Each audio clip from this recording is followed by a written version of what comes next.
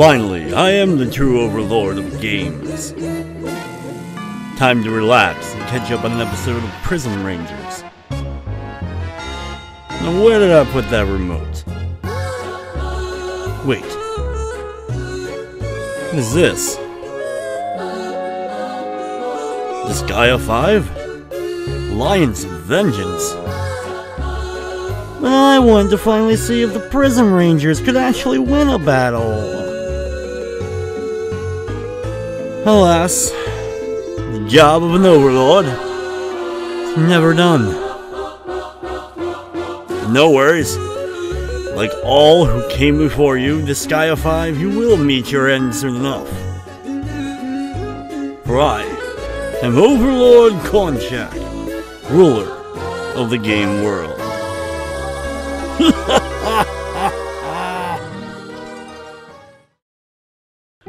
Disgaea 5, Alliance of Vengeance, a Cornshaq review.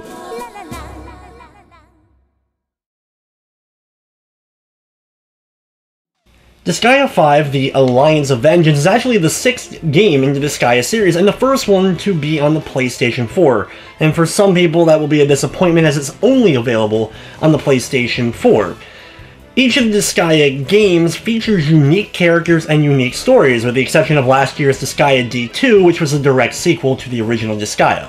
The main numbered games feature unique characters as their main characters, and a unique story in each, usually also featuring unique elements such as the school setup we saw in earlier Disgaeas, or in this case we have the Pocket Nether Realm that we're using as our main hub for Disgaea 5.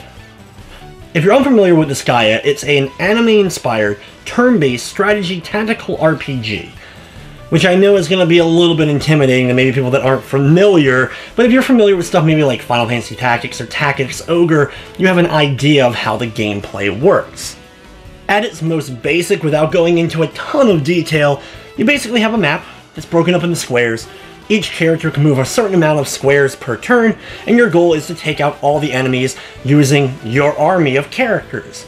And they range from not only the main storyline characters, but you can also recruit monsters and create your own characters in different classes to join your army to face off against these massive armies on these big maps, sometimes smaller ones, and huge giant maps with all kinds of different terrain and other elements that factor into the battles.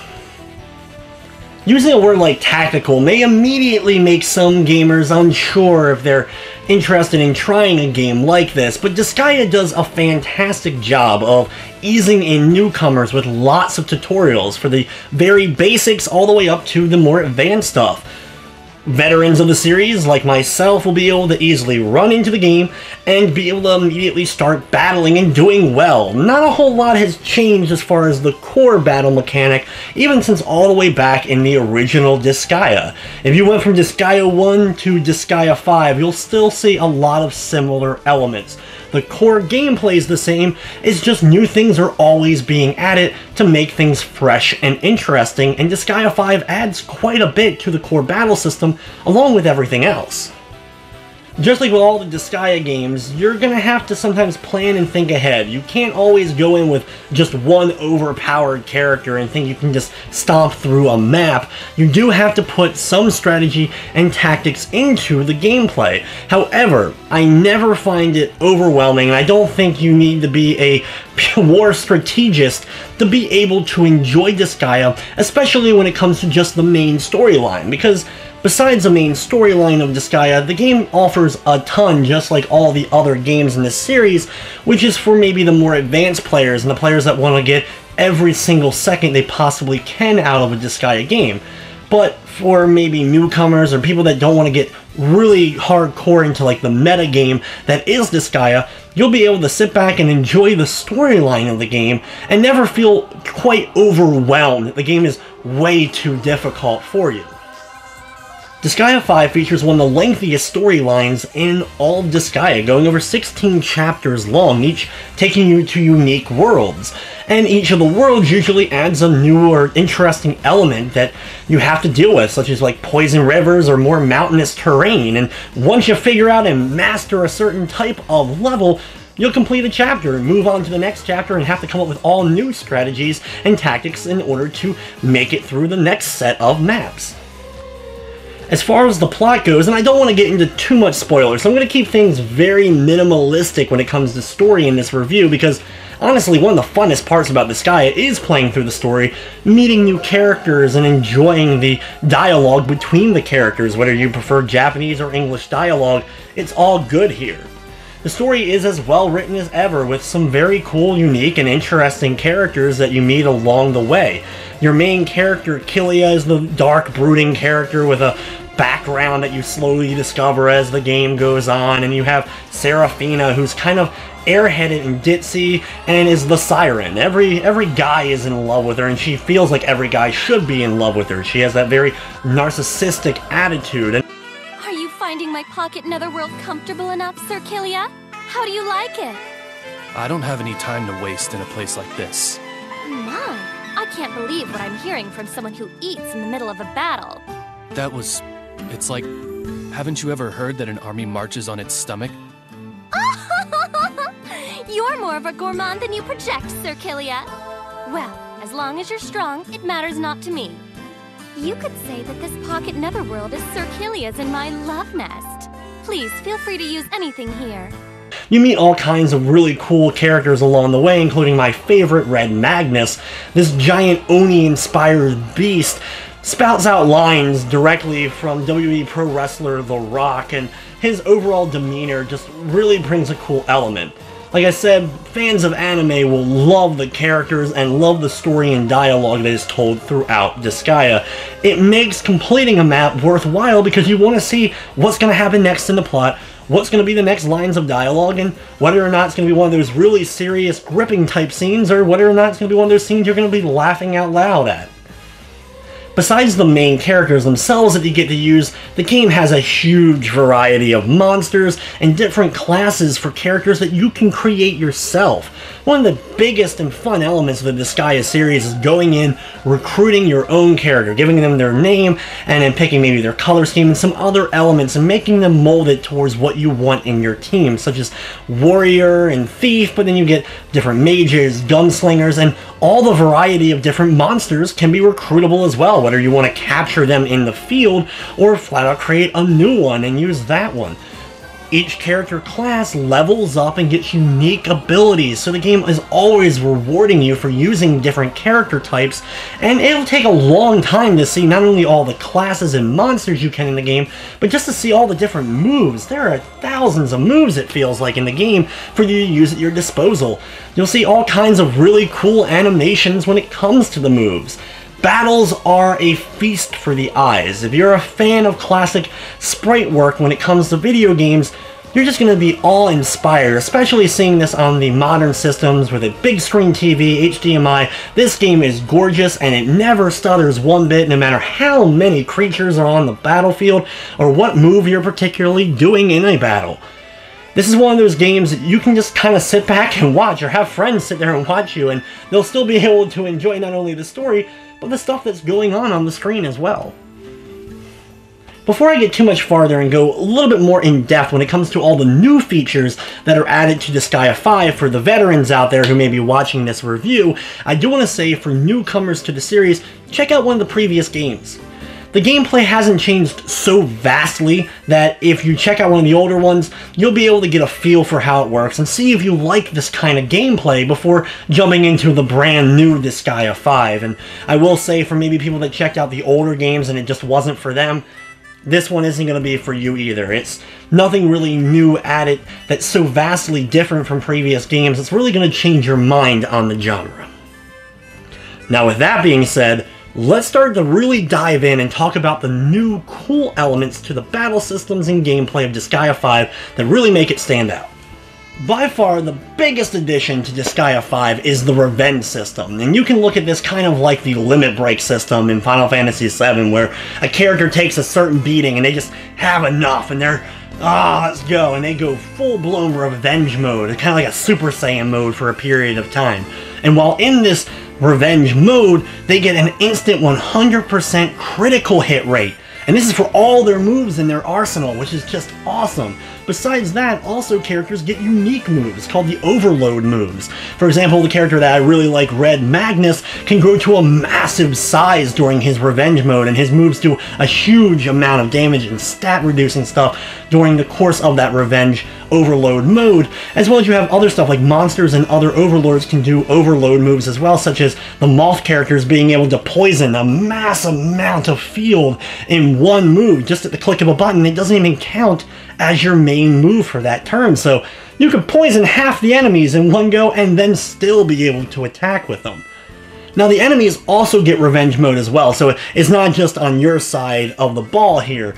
The enemies can get it. Not only do they get the stat increasing revenge critical rate, but they also get their own unique moves, but what's more important is it gives you incentive for killing revenged enemies. Enemies that are in revenge mode will drop shards if they're destroyed, so these shards can then be used to upgrade and boost different stuff, so it's worth it to kind of go after the characters in revenge mode instead of kind of doing the opposite of, oh, he's in revenge mode, let me run away a few steps so that he's unable to hit me until that critical ratio goes down. No, it actually rewards you for going in, being brave, and taking out those guys. But that's not the only thing they've added here to the battle system. They've also added sub-weapons. For the first time in Disgaea, your characters can now have 2 weapons equipped at once. Now, you could equip 2 of the same weapon, with the second weapon just giving you a little bit of a stat boost. But what's really cool is that you can dual wield these weapons and get the skills for both of the weapons. So you may have a sword, and you may also have a bow and arrow, and you can use both skills. And whenever you pull up your skill menu, you can select from either one, and the character will auto-switch to that weapon and use it. Of course, the sub-weapons don't gain the stats quite as quickly, and they maybe aren't as powerful as the main-handed weapon, but it's still such a really cool element. Speaking of skills, one thing I noticed, and it may just be me, is almost every character class and every monster class in the game has a 3x3 attack now. Fans of the metagame know exactly what I'm talking about. Basically, you can attack a set of enemies in a 3x3 grid with one move. So, essentially, you could find enemies with a single attack if you really power it up. And this what is allowing us to do the massive mega leveling, getting our characters up to level 9,999. And it's easier than ever when it comes to Disgaea 5 because you can do that. Almost every character has a 3x3 grid attack, so that's a real big plus. So you can pretty much mega level almost every character.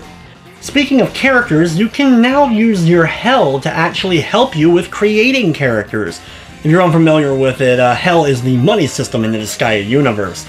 But basically, before when you created a new character, let's say you want to create a thief, you create the thief and you use that mana to create a new character that may be a good for nothing, a very basic character. You can go up to like really high intelligence and multiple different levels, and it gave you more stat points to add automatically from the very beginning to a brand new created character. So you weren't just creating a default character. You could create them, and yeah, they may be level 1, but they have a lot of stats already. But what's cool now is not only can you still do that, you can also use Hell to instantly level the character up. And you can level them up until they're even or right around even with some of your best characters. So if you have characters in the range of 35 to 40, you can create a new character and instantly bump them up between 30 and 35, which allows you to just take an instantly created character and put them right in the battles and be alongside you right from the get-go, which is really good, especially if you find yourself maybe in a tight spot. Maybe you need a certain type of mage or a certain type of character to really help you in the next battle. Instead of having to go create and then grind them up a bit, you can just drop them right in using that Hell and be able to continue on your merry way. There's also some other minor changes, like you can see more stuff in the resistance meters now, like you can see all the different types of weapon resistance and star resistance, instead of just wind, water, and fire like we could in previous games. There's a synthesis shop, there's interrogations and squads that all affect gameplay. You have a curry shop with different curries affecting stats and other stuff going into a battle. The character and item world return, as well as post-game battles, and DLC returns of course as well, which is always kind of a gray area. But what's really cool about DLC this time around is if you download a new character, you can play as them right away. A lot of previous Disgaea games, if you got a new character, you already had to have beaten the game. You could only use them post-main story, which is not the case anymore. So if you get Laharl, the main character from Disgaea 1, you can pop him right into Disgaea 5 and be able to use him. And that's not even everything that Disgaea has to offer. Veterans of the series are going to find even more than what I mentioned here that has been added or changed up to make the game new and interesting once again. You can come for the story and stay for all the cool extras and side content the game offers you during and after the main game itself. There's a ton to do in Disgaea 5, just like previous titles, so if you pick up this game, you'll probably be spending a lot of hours going through it all. Before we wrap things up here, I do have to talk about the audio and visual standpoint of the game. Audio-wise, the music is fantastic. The composers do a great job of mixing up different types of genres. If you're familiar with previous Disgaea soundtracks, it's the same thing here, but I always applaud the different types of genres that they're able to use, from more rock and heavy metal to jazz tunes. And there's a lot of great listening to be had here in Disgaea 5, just like the previous title. So fans of the old soundtracks, you're definitely going to love Disgaea 5's. Now also, when it comes to stuff like the voice acting, I also really enjoy it. I like the English voice acting. I'm sorry, I know, please don't bombard me with too many flying printies here. I don't need to be blown up quite yet. I have a review to finish, but still, you can change it to English or Japanese, whatever you prefer. I do like the English voice acting though. And from a graphical standpoint, the game is what I expected and just is a feast for the eyes. I mentioned earlier, it's a beautiful looking game. Yes, it is sprite-based and anime-inspired, so people that look at this and like, oh, that's kiddie stuff, or that's so old, this game wasn't for you to begin with. You can go ahead and step aside. I doubt you're even watching a review like this anyway. But for those who do like this kind of visual art style, like myself, you're gonna love it. It's beautiful to look at. It makes every battle fun because you want to see what new animations and moves are going to be included. I love the character designs, I love the look of the game, I love the sound of the game, I love the gameplay. Everything is fantastic when it comes to the Disgaea series, and this game is no different. Maybe it doesn't change up things too much, but in all reality, it really doesn't need to. In conclusion, Disgaea 5 was everything I expected it to be. It has the same solid gameplay engine that I've known and loved that adds some new elements, some new twist on the overall gameplay, not to make it boring, and it tells a great story with some great audio and visuals that make it an overall fantastic game.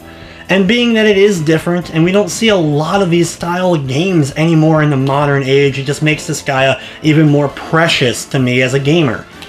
With that being said, I'm going to give Disgaea 5 a much-deserved 8 out of 10. This game is definitely worth your time as a strategy, tactical, or RPG fan, and even just anime fans will be able to enjoy the story and plot that's told along the way. But with that, it's going to wrap up this review of Disgaea 5 Alliance of Vengeance. Thank you for watching, and of course, I hope you enjoyed.